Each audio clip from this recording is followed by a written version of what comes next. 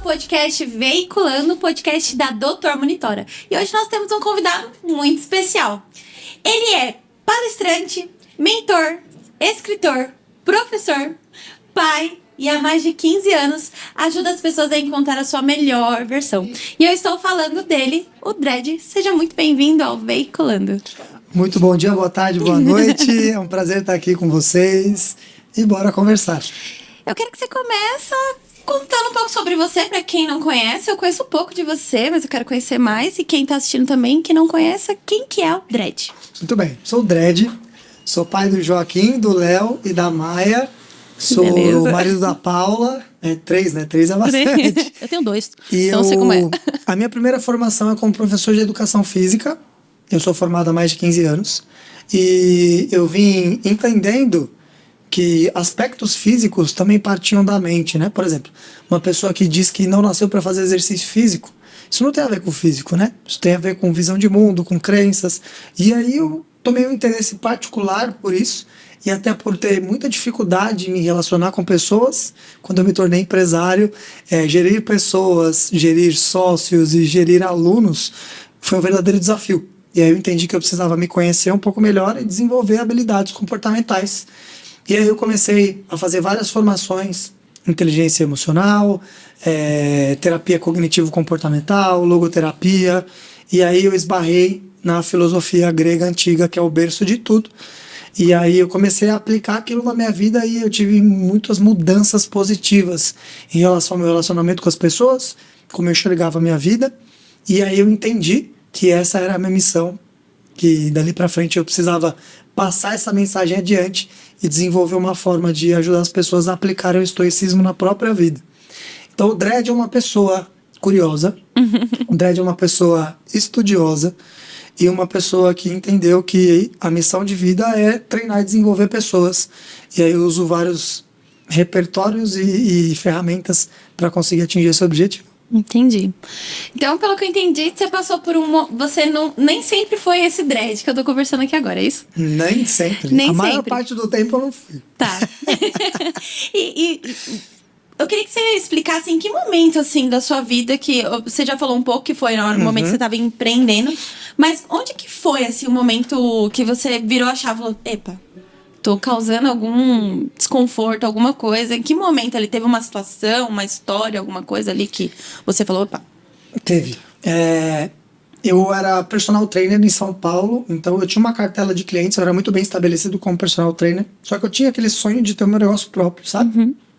E aí eu conheci o CrossFit, foi uma modalidade que fez muito sentido para mim, e eu comecei a treinar CrossFit, eu comecei a dar aula numa academia de CrossFit, e algum tempo depois, um grupo de alunos me convidou para abrir uma sociedade, uma academia de CrossFit. Ah. E aí eu topei e a gente foi. Só que o que aconteceu? Eu percebi que eu era muito bom professor tecnicamente, só que quando você abre um negócio, entender de negócios, de pessoas, de gestão, de toda essa parte, eu não entendia nada. E quando a gente começa a desenvolver uma habilidade nova, uma fraqueza nossa exposta, é muito fácil que o nosso lado escuro apareça. Sim. Né? Então eu comecei a aflorar várias crenças limitantes que eu tinha em relação a confiar em outras pessoas, a gerir, a me afastar, porque quando você é líder é sobre servir e desenvolver, né? Exatamente. Não é sobre benefício próprio. E eu comecei a ter muito problema com isso. E aí, sócios decidiram sair do negócio, Nossa. Funcionários pediram para sair, alunos estavam saindo. Então foi um e caos. Aí, foi um caos. E a academia devia ter uns 8 meses de funcionamento. Nossa. Aí um dos meus sócios, que era um grande irmão e mentor, Paulo Alvarenga, ele falou, Dredd, eu tenho uma empresa, ele trabalhava com desenvolvimento de liderança. Tem uma empresa e tem uma formação lá de 7 dias chamado Líder do Futuro. E eu quero que você faça. E aí eu fui. E aí quando eu cheguei lá, eu cheguei no hotel para começar, tinha um envelope em cima da cama escrito Dredd. Aí eu abri e estava escrito assim, o que as pessoas ganham sendo lideradas por você? Nossa, já te deu um... E foi como um soco na cara. Já te deu uma porrada. Eu fiquei ali sem saber responder. Primeiro que eu não imaginava que alguém tinha que ganhar alguma coisa sendo liderado por mim. Pra mim era eu mando, você obedece e pronto, né? Sim. Mas ali virou, acho que a chave mais importante da minha vida naquele momento, que foi tudo que a gente faz é uma extensão de quem a gente é. Então tudo se trata de auto-melhora e auto-aprimoramento. Por quê? Tudo que você faz é uma extensão de quem você é. Se você é uma pessoa melhor em todos os aspectos, tudo que você fizer vai ser bom também. E ali eu assumi o compromisso de me conhecer, entendeu? Por que eu tinha aquele temperamento e aquele comportamento nocivo, e eu me comprometi em melhorar. Então foi nesse momento que eu iniciei a minha jornada de autoconhecimento e desenvolver habilidades. Entendi. E o fato de eu ter chegado no estoicismo foi... A gente vai cavando. E vai chegando... Eu sou um cara de princípios, né? Então, por exemplo, a gente está aqui no podcast. Se eu quiser aprender mais sobre podcast, eu não vou querer dica. Eu vou querer entender qual que é o princípio, qual que é o conceito imutável da comunicação numa conversa assim. Entendi. E aí eu vou escolher as ferramentas que cabem. Então, quando eu comecei a estudar desenvolvimento pessoal, autoconhecimento, fiz algumas formações, eu fui buscando as referências dessa formação e até eu chegar onde eu cheguei hoje. Entendi. Se você... Agora eu fiquei curiosa sobre o estoicismo. Não, eu não conheço, não sei sobre. Se você pudesse explicar para quem também está assistindo, que não sabe o que é, como que você explicaria, assim, para a pessoa entender se ela gosta? É um método, é uma filosofia, é uma, sei lá, uma religião? Não sei, bem. né? Porque eu acredito que é a dúvida de muitas pessoas, né? Maravilha. O que seria, assim, você consegue explicar? O estoicismo é uma escola filosófica. Então, na Grécia Antiga, mais de 2.500 anos atrás, existiam escolas de filosofia.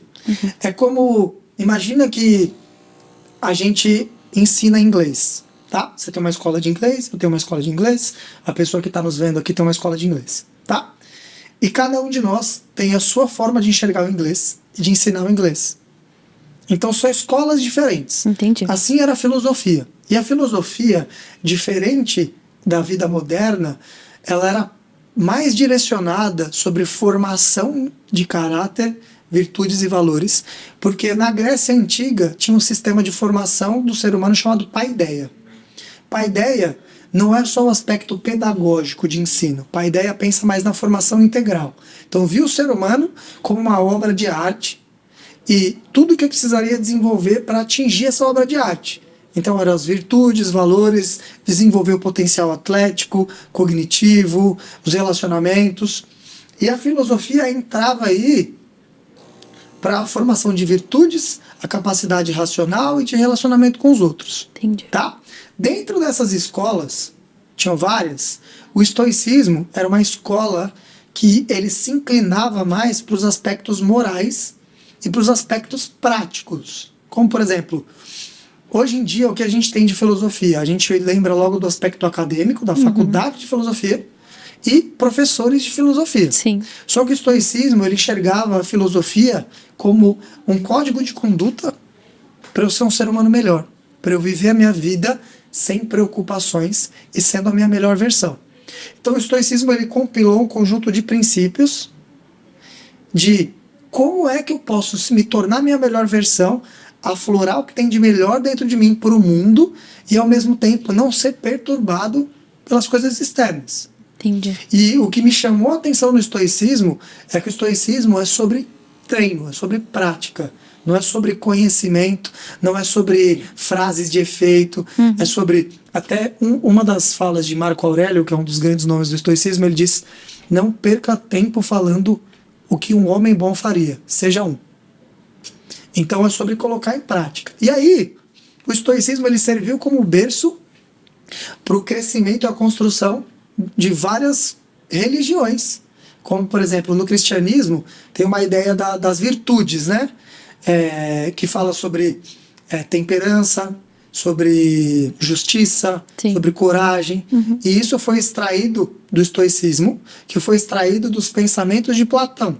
Entendi. Então o estoicismo, quem criou, chama Zenão de Sício, e o Zenão era um mercador muito rico, e ele estava passando por Atena, e ele sofreu um naufrágio, o barco dele foi despedaçado.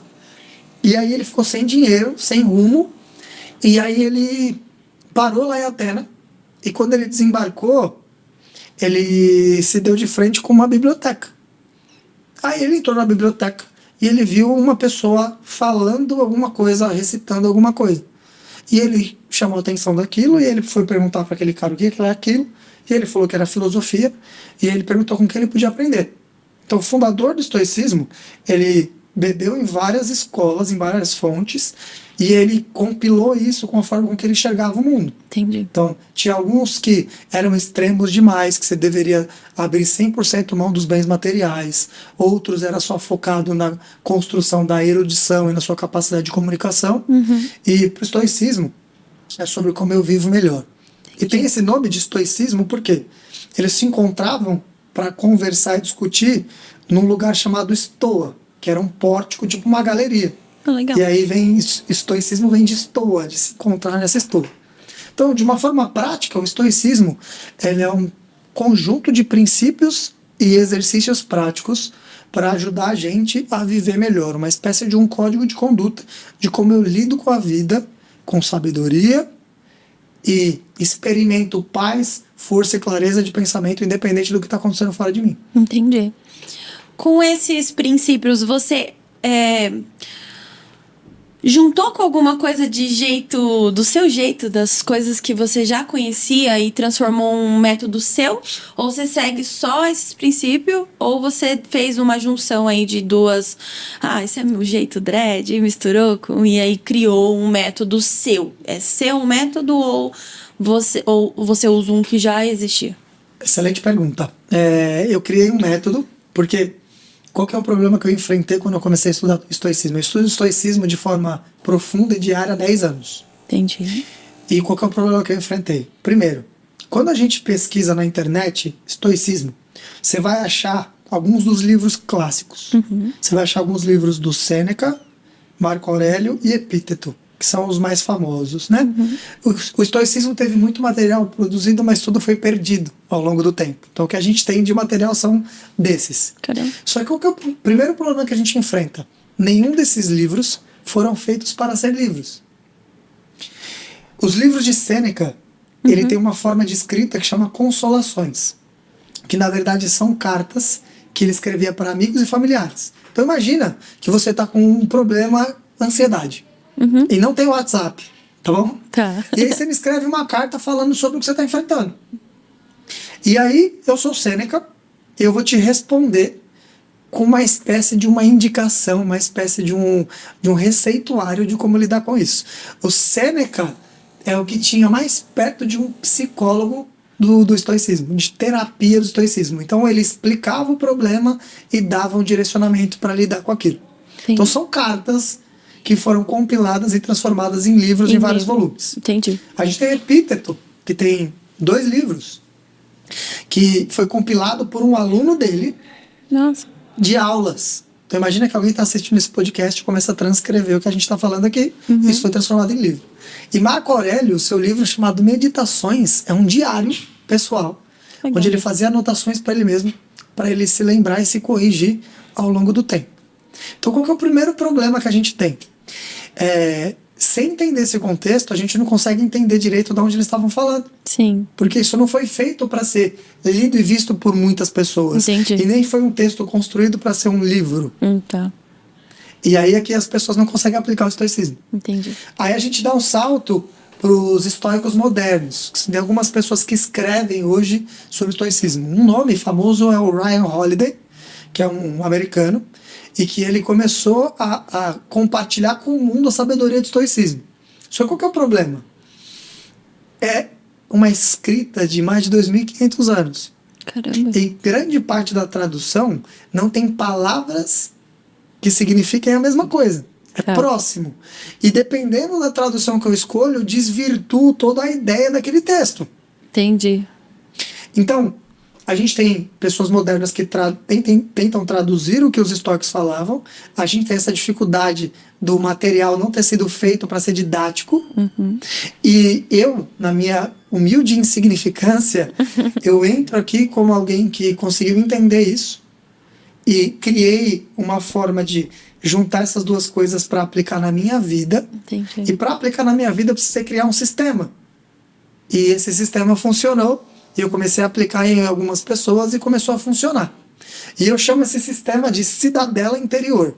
Legal. A cidadela interior é uma parábola do estoicismo que tem nos textos de Marco Aurélio, onde ele fala que nós devemos criar dentro da gente uma espécie de uma cidadezinha interior, onde quando a gente entra ali, a gente é imperturbável. E essa cidade ela é composta pela estrutura da cidade, que é o nosso corpo, Que legal. pelo painel de controle, onde a gente monitora tudo que é a nossa mente, e pelo guardião da cidade, que é o nosso espírito.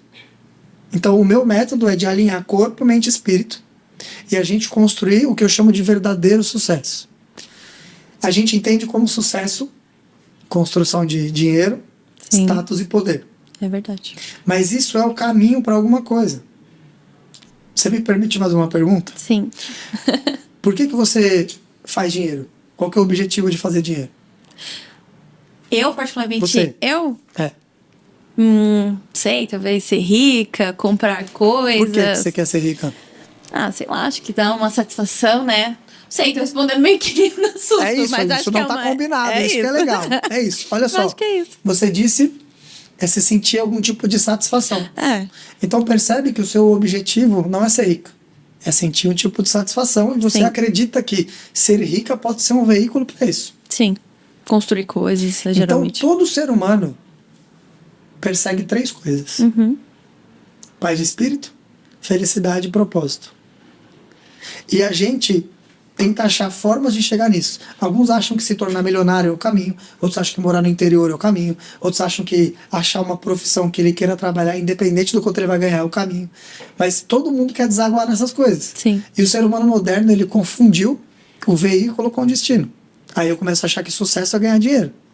É verdade. E o dinheiro é extremamente importante, mas quando ele ocupa o lugar do dinheiro. Nesses 15 anos eu já treinei mais de 50 mil empresários. E o que eu mais escuto, principalmente dos que têm mais sucesso financeiro, é: Dredd, eu realizei tudo que eu queria realizar, eu fiz tudo que me falaram para fazer, só que eu não tô sentindo o que eu achei que eu ia sentir e nem vivendo a vida que eu achei que ia viver. Não, Porque não o dinheiro, encheu, né? o dinheiro é muito importante, mas no lugar certo. Então a cidadela interior, ela alinha corpo, mente e espírito e te ajuda a viver o verdadeiro sucesso. O que é o verdadeiro sucesso? Paz de espírito, felicidade, significado, e te dá ferramentas para ter clareza de pensamento em meio ao caos, independente do que esteja acontecendo fora. E a gente trabalha alinhando corpo, mente e espírito para construir esse lugar imperturbável dentro da gente. Legal. E aí esse é o método que eu criei de como aplicar o estoicismo na prática, que essa é a barreira que a gente enfrenta, né? Você começa a ver algumas frases do estoicismo, alguns pensamentos, e é muito legal, faz muito Sim. sentido, é muito atual, mas a maioria das pessoas não consegue sair disso. Não consegue aplicar. Então o meu método ele vem como uma facilitação de aplicar isso na vida. Isso é legal.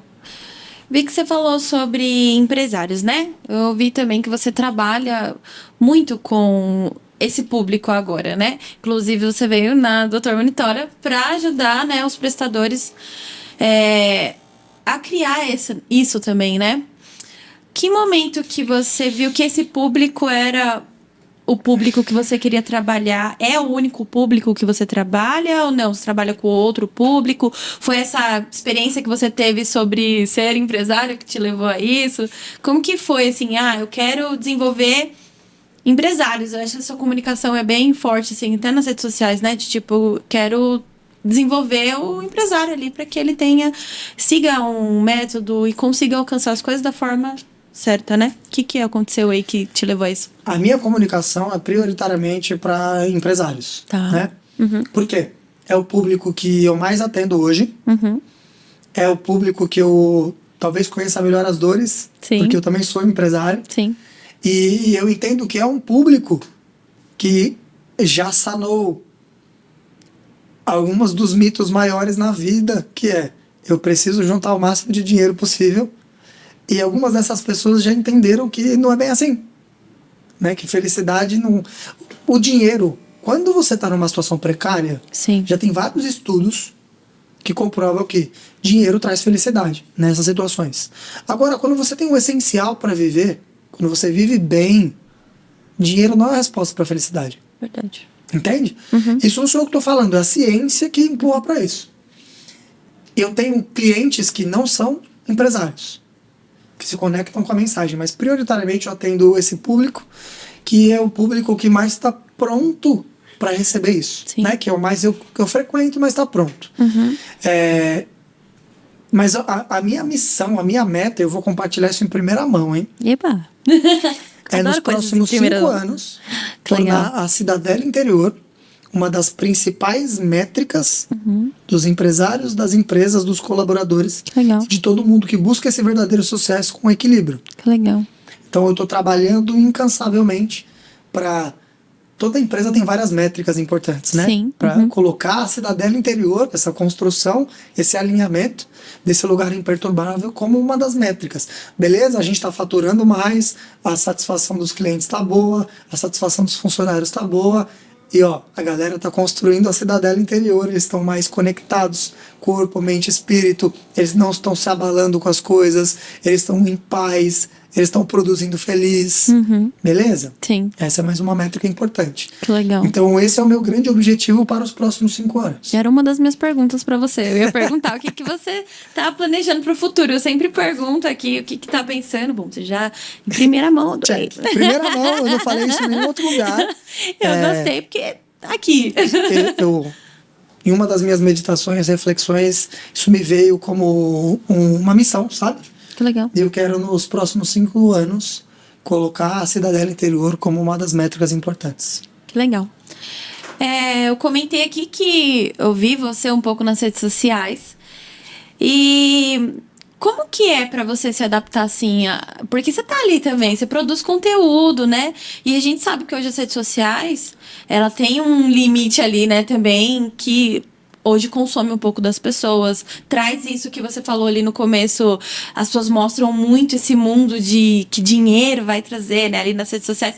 Como é que você adapta, assim, hoje a sua realidade em produzir conteúdo, ver o que as pessoas falam, tentar colocar seu conteúdo? Hoje você gosta de produzir esse conteúdo, você faz, é sua intenção também pro futuro, tá mais presente nas redes sociais? Como é que você adapta isso à sua rotina? Eu tenho um mentor de negócios digitais chamado Vitor Damasio, e ele diz que todo expert, toda pessoa que domina algum assunto, que tem uma mensagem, ela precisa ser responsável por 2 coisas: por ser expert naquele assunto e por levar aquela mensagem ao mundo. Então eu entendo que no meu modelo de negócio hoje, produzir conteúdo é a forma talvez mais fácil, que não é fácil, Não. mas talvez mais fácil de fazer as pessoas certas ouvirem a mensagem que elas precisam ouvir naquele momento. Sim. Tem uma frase de um livro muito antigo que diz assim: os lábios da sabedoria estão fechados, exceto para os ouvidos do entendimento. Então, o que eu estou falando, para a maioria das pessoas vai passar despercebido, que ninguém vai se interessar por isso. Mas a pessoa certa, ela vai conseguir captar a mensagem. Então, eu produzo conteúdo primeiro, eu entendo isso como parte do meu trabalho. Entendi. Não é um hobby que eu faço quando eu tenho tempo. Não, isso entra na minha agenda. Legal. Segundo, eu sou 100% autêntico. Isso não foi fácil, isso é uma construção, tá bom? Mas o que você vê nas redes sociais é o que você me vê conversando com as pessoas, é o que você vai me ver aqui, é o que você me viu quando estava desligado esse negócio aqui, né? Sou Sim. eu. E eu faço essa busca de ser autêntico, de trazer a minha verdade. E eu me desapego 100% das métricas de redes sociais. Sabe por quê? Muita gente que está na rede social tá buscando ser famoso, tá buscando viralizar ou coisas do tipo, certo? As pessoas confundem a atenção com amor. Então elas acham que se tiver muita gente olhando para elas, elas estão sendo amadas. E só tem muita gente olhando para elas. Exato. Esse é o primeiro ponto. Segundo Talvez ponto, nenhuma, mano, né? exato. As pessoas acham que ser conhecidos por qualquer coisa vai ser a resposta para todas as dúvidas e vai tirar ela dos problemas que elas estão. E a vida delas vai ser melhor. E a gente também sabe que isso não é verdade. Às vezes até piora um pouco, né? Terceiro ponto. Tem uma frase que é um pouco forte, que diz que toda unanimidade é burra. E ao longo do tempo, as grandes mudanças na sociedade foram feitas por pequenos grupos. E os grandes problemas foram criados por grandes massas. Então, viralizar ou fazer conteúdo que muita gente se conecta, a gente sabe que isso é um mau sinal. Sim. né? Então, eu entendo tudo isso e eu entendo que eu estou na contramão. Por exemplo, se eu quisesse produzir um conteúdo que dispara dopamina, que faz as pessoas ficarem alucinadas com aquilo e compartilhar e tudo mais, eu tenho um entendimento suficiente sobre como o cérebro funciona para fazer isso. Só que não é isso que eu vim fazer nesse mundo. Entendi. O que eu vim fazer nesse mundo é engrandecer as pessoas. Então, até a escolha de como eu produzo meu conteúdo, músicas mais calmas, que não estão em alta, os assuntos que eu falo, são assuntos para elevar as pessoas. E não para simplesmente contribuir para a alienação das pessoas. Seria o caminho mais fácil se eu quisesse ser visto por muita gente. Mas não é o certo. O certo vai ser certo mesmo que ninguém estiver fazendo, e o errado vai ser errado mesmo que todo mundo estiver fazendo. Então, verdade. A minha jornada é uma jornada mais difícil. Nos últimos anos, produzindo conteúdo, a coisa que eu mais escuto, falo, Dredd, seu trabalho é incrível. Por que o mundo inteiro não está ouvindo você? E assim, eu concordo que eu sou bom no que eu faço. E assim, não é uma falsa modéstia, tá? Eu sou bom porque eu estudo e trabalho todos os dias. Sim, você se esforça. E naturalmente, quando a gente se dedica a uma coisa, a gente vai desenvolver habilidades, né? Mas o que eu falo é o tipo de conteúdo que a maioria das pessoas ainda não estão despertas para consumir. Sim. E eu tô falando nesse momento justamente para quem tá acordando. E eu sei que é um trabalho de formiguinha, mas é o trabalho que eu vim esse mundo fazer. Entende? Sim. E o resultado disso vai aflorando. Por exemplo, hoje eu fiz uma atividade em 2 turmas aqui na Doutor Monitora e eu convidei eles para participar de um projeto de 3 meses trabalhando isso. E a gente teve uma aderência de mais de 100 pessoas. Que legal. Entende? Então, assim, a mensagem certa, falando para as pessoas certas, da forma certa, vai fazendo acontecer. Mas a grande maioria das pessoas não está preparada para essa conversa. É só a gente olhar os dados da nossa sociedade. Sim. A gente vive numa sociedade doente. Sim. Então, naturalmente, o que traz cura é muito pouco ouvido. É verdade. Você tem muita razão nisso. Eu poderia passar aqui horas conversando. Eu também. Eu tô aprendendo muito. Eu gosto dos podcasts, que eu aprendo muita coisa. Mas eu ainda tenho algumas perguntas para te fazer. Claro. E uma delas é: que desafios você enfrenta hoje para fazer isso que você tá fazendo, para concluir sua missão, entregar sua missão e trabalhar hoje? Você falou que faz um pouco do trabalho online, né? Você tem algum desafio, alguma coisa que você vê que pode ser ali uma coisa que tem atrapalhado, alguma coisa assim? Tá, vamos lá. Qual que é o trabalho que eu faço hoje? Eu ajudo as pessoas a construírem a cidadela interior, que é aplicar o estoicismo na prática, alinhando corpo, mente e espírito para viver o verdadeiro sucesso, que é experimentar paz, força, felicidade e propósito na vida. É isso que eu faço. E aí tem algumas formas, né? Eu faço algum trabalho corporativo, que é o que eu estou fazendo aqui, de aplicar e seguir trabalhando. E eu tenho um programa de treinamento, onde eu aplico, um dos pilares é o treinamento físico-funcional, aplicado ao estoicismo. Então eu uso o treino para construir virtudes, né? Por exemplo, quando você está num esforço físico, você precisa ali de coragem para lidar com aquilo, você precisa de autocontrole. E são coisas que são transferíveis para a vida. Eu fui atleta de futebol e eu tô no esporte desde os meus 6 anos de idade. Eu tenho 38. Sim. Grande parte do meu caráter foi formado pelo que eu vivi no esporte. Sim. E isso não ficou no esporte, entendeu? Então, tem muito disso. Eu tenho um programa online que eu atendo pessoas com treinamento funcional e estudo de estoicismo, conectando essas duas coisas. Os desafios que eu enfrento do lado corporativo, são os empresários e as empresas e os decisores entenderem que nem tudo é sobre números e que, às vezes, parar de olhar para o número e olhar para as pessoas aumentam os números. Que foi uma grata surpresa que eu tive aqui. Quando a Patrícia me procurou, eu vi nela uma preocupação genuína em melhorar a vida dos colaboradores. Sim, exatamente. Isso me chamou a atenção, porque isso é raro, né? E quando muitos empresários olham para os colaboradores, para que esses colaboradores deem mais lucro. E não se afastem menos do trabalho. E não a preocupação genuína com os colaboradores, que eles sejam melhores. E uma das frases que a Patrícia trouxe, por exemplo, eu quero que eles melhorem mesmo que eles saiam daqui. Percebe? Sim. Então, o maior desafio corporativo é justamente os empresários e os decisores entenderem que esse não é o futuro, esse é o presente. As pessoas estão carentes desse alinhamento de corpo, mente e espírito. Quando eu falo espírito, eu não estou falando de cunho religioso. Estou falando de consciência, de autoconhecimento, de propósito, de talentos. Essa conexão mais profunda. E que quando você está alinhando essas 3 coisas, você é o melhor em tudo que você faz. É verdade. Né? E do meu trabalho online é justamente conseguir garimpar e achar as pessoas certas. Eu tenho feito isso, tenho feito um bom trabalho, eu tenho clientes incríveis, pessoas que reconhecem o meu trabalho, que indicam o meu trabalho, mas o desafio é literalmente a gente conseguir, no meio dessa multidão, buscando só o próximo prazer, a próxima coisa a ver na internet, é achar as pessoas que precisam dessa mensagem. Legal. Bom, essa é mais curiosidade minha, tá? Você tem um estilo de vida diferente. Sim.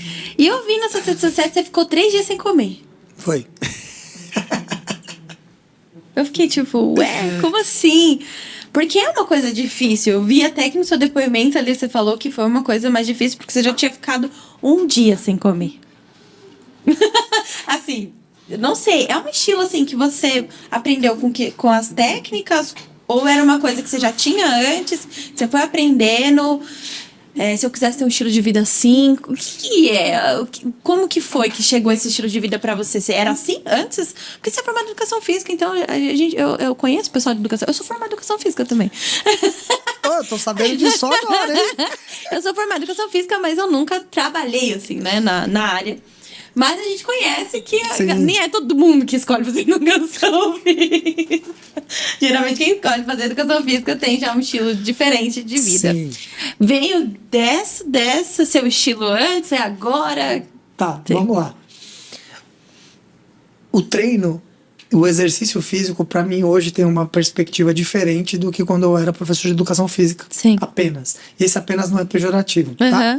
O treino, para mim, como professor de educação física, era para melhorar a saúde, qualidade de vida e estética. Sim, que é no geral, né? Quando eu conheci o estoicismo, e quando eu comecei a aplicar o estoicismo na minha vida, eu entendi que existem 2 coisas que a gente precisa para começar a aplicar o estoicismo na nossa vida, para conseguir, por isso que a maioria das pessoas não consegue. Que o epíteto, olha só, pensa se esse cara não é incrível.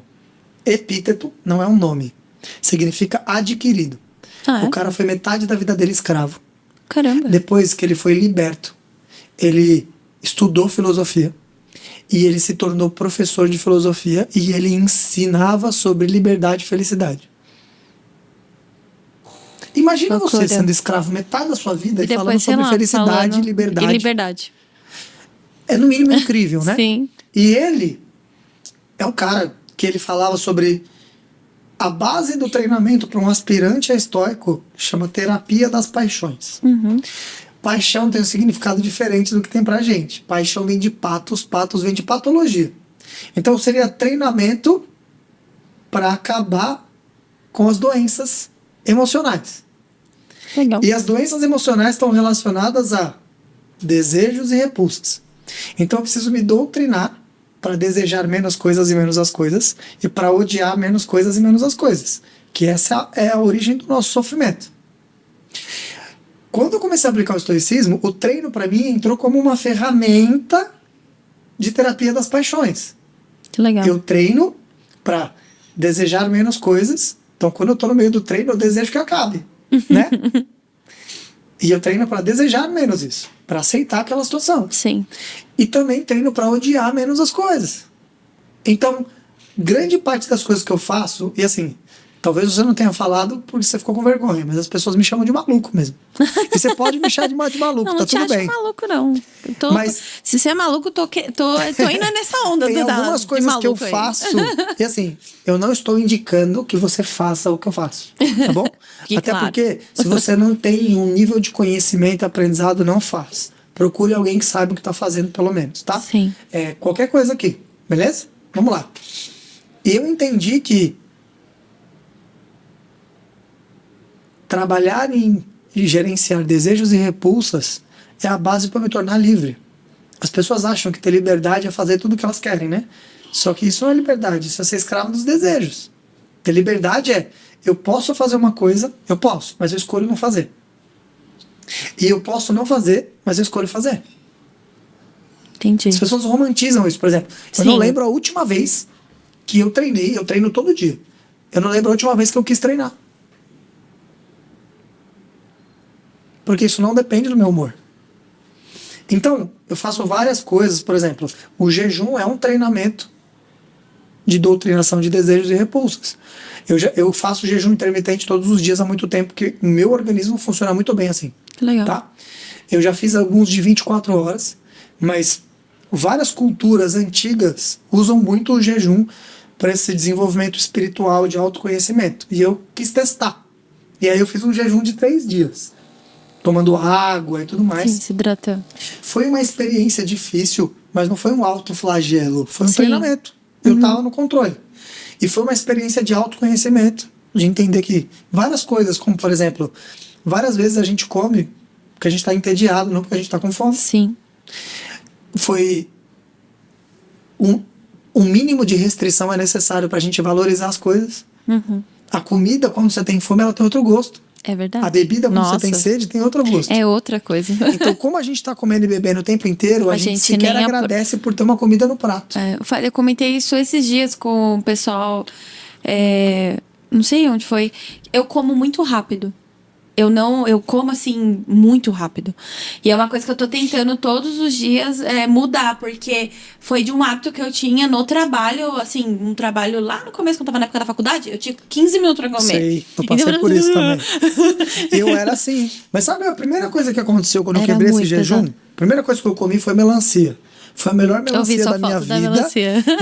E eu não pensei em fazer isso. Quando eu pus o pedaço da melancia na boca, eu fechei o olho e comi de olho fechado para sentir o gosto e apreciar aquele momento.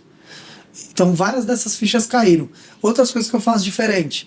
Eu acordo às 4h30 da manhã, 4h15, né? Por que eu acordo tão cedo? Eu durmo cedo também, tá? 9 e pouco eu tô dormindo. Mas eu acordo cedo porque, primeiro, eu tenho 3 filhos. É um momento que eu consigo ficar sozinho. Eu sei. Eu tô querendo aderir isso aí, porque é o meu tempo de paz também. Eu tenho 2. E segundo, é um momento onde eu faço a minha rotina matinal. Legal. Então, minha rotina matinal, uma das coisas esdrúxulas que as pessoas estranham é eu tomo banho gelado todos os dias. Uma vez por semana eu faço imersão na banheira de gelo. Para que eu faço essas coisas? Para treinar a minha terapia das paixões de desejos e repulsas. Legal. Então, eu faço a minha rotina matinal, eu medito, eu faço várias coisas que a maioria das pessoas não estão acostumadas e eu recebo vários directs. Você é maluco, não sei o quê, não sei o quê. Só que eu falo isso para os meus alunos. Se não estão te chamando de maluco, isso é um péssimo sinal. Alguma coisa está errada. Porque a gente vive numa sociedade doente. Sim. Se não te veem como maluco, te veem como igual. Isso quer dizer que você é um doente. É. Então, quando as pessoas me chamam de maluco, você fala, eu fico feliz. Valeu. Obrigado. Ganhou o dia. Eu falo, obrigado. Droga, Porque eu ia te chamar de maluco. Eu tenho um comportamento diferente da maioria das pessoas. E assim, essa foi a forma que eu encontrei para desenvolver essas habilidades. Eu ensino coisas parecidas com essas para os meus alunos e eles também têm vários resultados. Mas não é a única forma. Se isso não faz sentido para você, existem outras formas. Mas a mensagem que tem que ficar aqui é: se você não estiver indo na contramão desse mundo, é um péssimo sinal. Tem uma frase que eu não sei de quem que é um péssimo sinal de saúde estar adaptado a uma sociedade doente. É uma frase muito boa. Eu não sei, eu gosto de dar créditos às pessoas, mas eu não lembro. Não sabe. Então, eu vivo a vida assim. Eu tento me alimentar o mais natural e o mais simples possível, mas tanto a nutrição e o exercício físico já não tem mais o contexto de um professor de educação física para mim. Entendi. Tem um contexto de treinar as minhas emoções e os meus comportamentos para conseguir construir essa cidadela interior. Entendi. Legal. Dredd, eu passaria mais 3 horas falando com você. Porque eu gosto de conhecer... Isso é um bom sinal que não tá chato, né? Não, exatamente.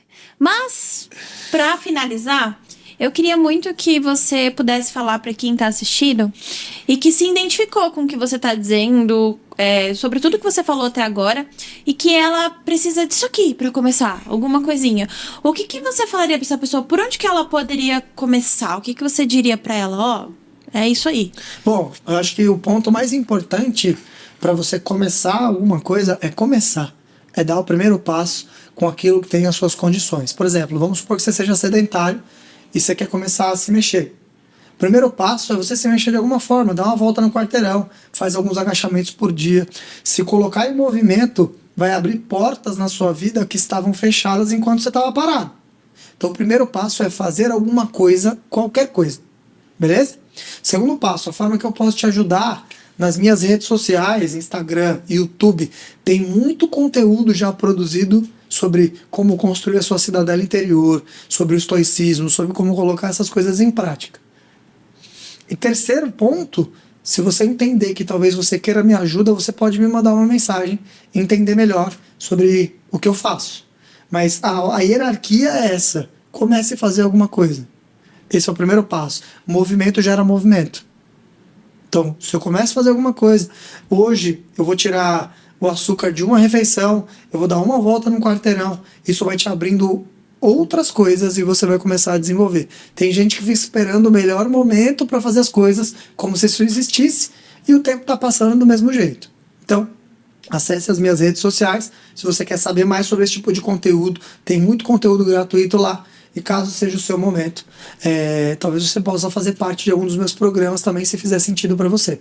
Mas nessa hierarquia, começa a fazer alguma coisa. E é isso. Muito obrigada. Obrigado Foi você. incrível Foi um essa prazer. conversa. Espero que você tenha gostado. Gostei também. muito. Fique convidada para vir de novo quando você quiser. Tá sempre aberta. Eu A volto, doutora só vocês Monitora me chamarem que eu volto. já gosta muito e veiculando também. Pode deixar que a gente vai chamar. E pra você que acompanhou até aqui, fica ligadinho nos outros episódios. Se quiser conferir, é só entrar no podcast aí pra olhar. Vamos deixar aqui nas descrições as redes sociais do Dredd, também as redes sociais da Doutora Monitora pra você conhecer. E é isso, até a próxima. Tchau, tchau.